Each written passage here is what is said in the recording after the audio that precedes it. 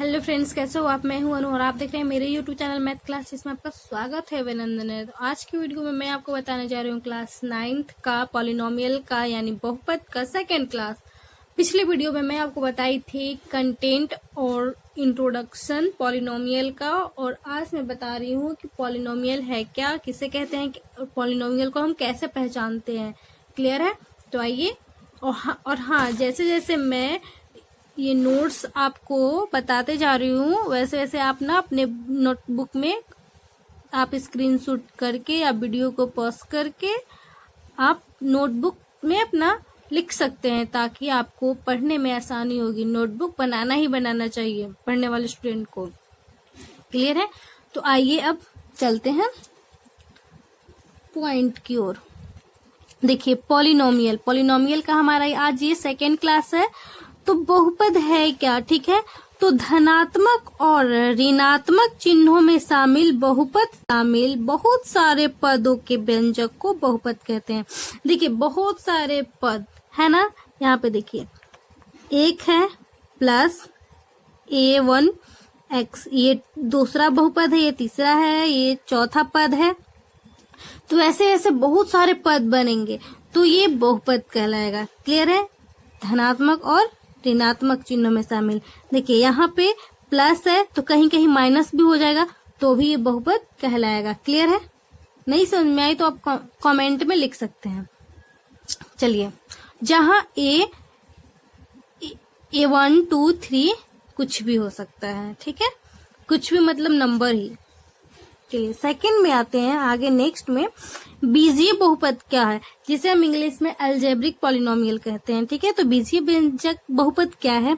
चर और अचर बहुपद को शामिल करने से जो पद बनते हैं वो बीजीय बहुपद कहलाते हैं। जैसे देखिए, क्या कह रहा है? चर और अचर। तो इससे पहले आपको चर और अचर की जानकारी लेनी बहुत जरूरी है। तो देखिए, यहाँ पे ये जो x दिख रहा है ना, ये चर है, और ये जो 10 दिख रहा है, 2 दिख रहा है, ये अचर है। क्लियर? तो चर और अचर दोनों को मिलाकर जो पद तैयार होता है उसे बीजीय बहुपद कहते हैं, अलजेब्रिक पॉलिनोमियल कहते हैं। क्लियर? चलिए, नेक्स्ट आगे बढ़ते हैं। इसके दो प्रकार होते हैं, चर और अचर। मैं बता ही दी थी, x हमारा चर है, 10 अचर है, और आगे भी मैं इसका डिटेल बता रही हूँ। तो चर बहुपद किसे कहते हैं? तो वैसा बहुपद जिसका मान स्थिर रहता है, मतलब स्थिर रहता है, चेंज नहीं होगा, उसे अचर बहुपद कहते हैं। जैसे देखिए, 3 है तो 3 ही रहेगा, 4 तो नहीं हो जाएगा। और ये हो गया अचर। और चर का मान जस्ट इसका उल्टा चेंज होते रहता है। जैसे मान लीजिए, यहाँ पे देखिए बता रहे हैं, x + 2 है। ठीक है, तो x = -2 हो जाएगा ना। तो x का मान अभी -2 है। अब देखिए, x -2 हम कर दे रहे हैं, बस साइन चेंज कर दे रहे हैं, तो x = 2 हो जा रहा है। तो -2 और 2 में है ना अंतर। तो देखिए, x का मान यहाँ अलग है, यहाँ अलग है, तो x का मान चेंज हो जा रहा है। यानी कि चर राशि में क्या होगा कि जिसका मान चेंज होते रहता है, मतलब बदलते रहता है, उसे चर कहते हैं। और जिसका मान नहीं बदलता है, स्थिर रहता है, उसे अचर कहते हैं। क्लियर है या नहीं? कमेंट में आप यस करके लिखिए अगर आपको क्लियर है तो। चलिए, नेक्स्ट आगे कुछ इसका नोट है।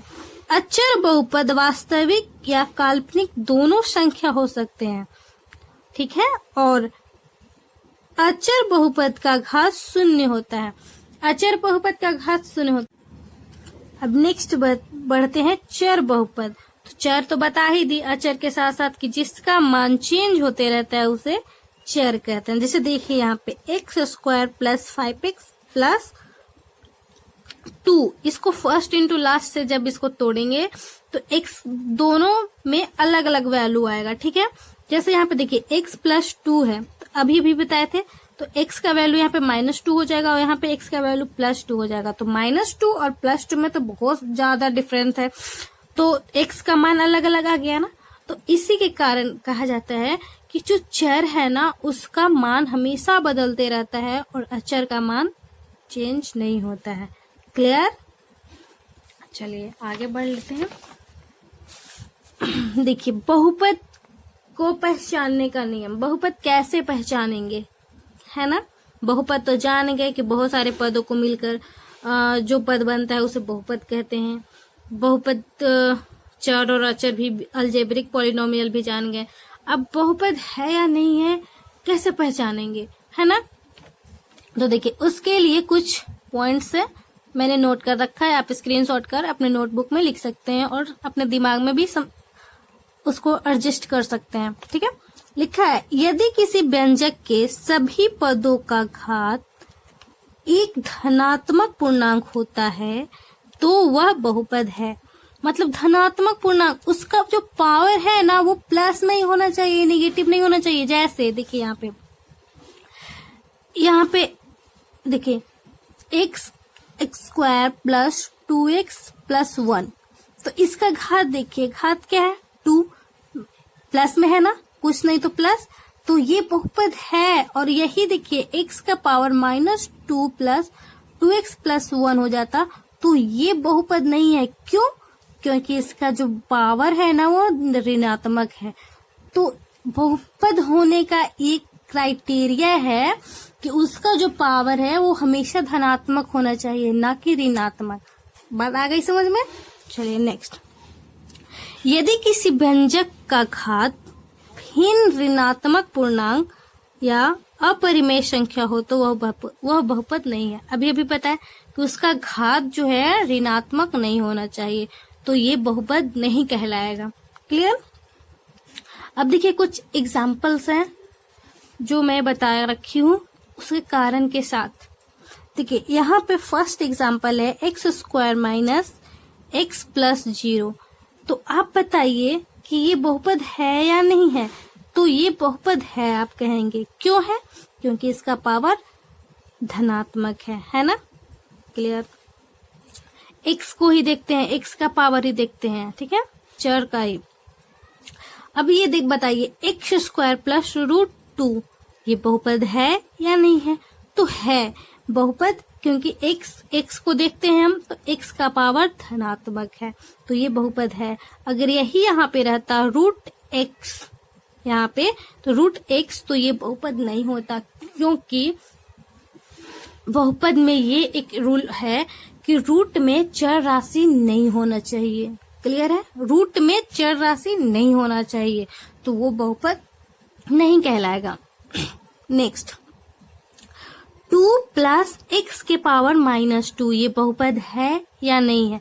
तो ये देखने में ही लग रहा है कि नहीं है, क्योंकि ये अपने सर पे माइनस साइन लेकर घूम रहा है। तो बहुपद कहता है कि हमें माइनस नहीं चाहिए, मैं माइनस को नहीं अलाउ करूंगा, धनात्मक को ही अलाउ करूंगा, तो ये बहुपद नहीं है। क्लियर। आगे देखिए y प्लस 2/y ये बहुपद है या नहीं है। तो ये भी बहुपद नहीं है। क्यों भाई? क्योंकि बहुपद कहता है कि मैं बहुपद उस टाइम कहलाऊंगी जब चर राशि हर में, ये अंश और ये हर है ना, भिन्न में अंश और हर में चर राशि को अलाउ नहीं करना है। मतलब हर में चर राशि कोई भी ना हो तो बहुपद कहलाएंगे, तो ये बहुपद नहीं है। आगे देखिए x की पावर 5 प्लस y की पावर 6 प्लस z की पावर 5 क्या बहुपद है या नहीं है? और अगर है तो क्यों, और नहीं है तो क्यों, आप कमेंट में हमें लिखकर बताइए। तो देखिए बहुपद है। अब क्यों का जवाब आप दीजिए कि क्यों बहुपद है। क्योंकि यहाँ पे देखिए x y z है ना, x y z, और यहाँ पे y y था, x था, सारा इसमें 3 है, x y z है, तो ये बहुपद क्यों है। ठीक है, क्लियर। अब बहुपद का घात यानी कि पॉलिनोमियल का पावर को देखते हैं। क्या है? बहुपद में चर का महत्तम घात बहुपद का घात कहलाता है। बहुपद कोई ले लीजिए, इसको मैं एग्जांपल से समझा रही हूँ। देखिए बहुपद कोई ले लीजिए, जैसे 3x³ plus 2x² plus 6x plus 2। ये एक इक्वेशन है ना। ये बहुपद है क्योंकि इसका पावर धनात्मक है। चलिए, लेकिन अब इसका घात क्या कहलाएगा? तो देखिए, कोई भी x मान का महत्तम, ये x मान वाला है, ये भी x मान वाला है, ये भी x मान वाला है, तो घात वही कहलाएगा जिस x का महत्तम ज्यादा होगा। देखिए, ये ज्यादा नहीं, आप देखिएगा कि ये 3 से गुना, ये 3 जो है इसका गुणांक है, तो 3 जो है ज्यादा ये नहीं लिए हैं हम। इसका पावर देखिए, पावर तो ऊपर वाला ही कहलाता है, तो 3x का पावर 3 है। यहाँ पे इसका पावर 2 है, तो 3 ज्यादा है, 2 कम है। यहाँ पे देखिए 1 होगा, इसका पावर तो है ही नहीं, 0। तो ये 1 है, ये 2 है, और इसका पावर 3 है। तो सब में से किसका पावर ज्यादा है? 3 का। तो इसका घात क्या हो जाएगा? 3, है ना। तो सबसे बड़े वाले घात को घात कहते हैं। और इसमें भी टाइप्स है, शून्य बहुपद, रैखिक बहुपद, द्विघाती बहुपद, त्रिघाती बहुपद। तो देखिए, जिसका घात 0 है शून्य बहुपद कहलाएगा, जिसका घात 1 है रैखिक यानी लीनियर बहुपद कहलाएगा, जिसका घात 2 है द्विघाती बहुपद कहलाएगा, जिसका घात 3 है त्रिघाती बहुपद कहलाएगा, है ना। सबका एक एक एग्जाम्पल है। देखिए, px = 0, कुछ भी नहीं है, तो यानी कि ये शून्य बहुपद कहलाएगा। अब देखिए, जिसका घात 1 हो रैखिक बहुपद कहलाएगा। जैसे देखिए x + 2, तो x के पावर कुछ नहीं तो 1, है ना, तो इसका पावर 1, तो ये रैखिक बहुपद कहलाएगा। क्लियर है। अब देखिए, द्विघाती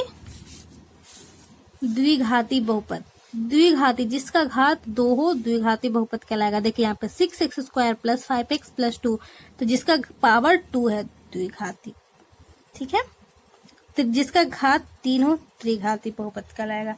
तो आज के लिए फिलहाल इतना ही, और बने रहिए मेरे साथ। नेक्स्ट वीडियो में मैं आगे बताऊंगी गुणांक, ठीक है। तो अगर मेरी वीडियो आपको अच्छी लगती है तो प्लीज लाइक, सब्सक्राइब हंसते हंसते कर दीजिए, और बेल आइकन को प्रेस कर दीजिए ताकि नेक्स्ट आने वाली मेरी वीडियो आप तक आसानी से पहुंचे। Thank you for watching video to all viewers.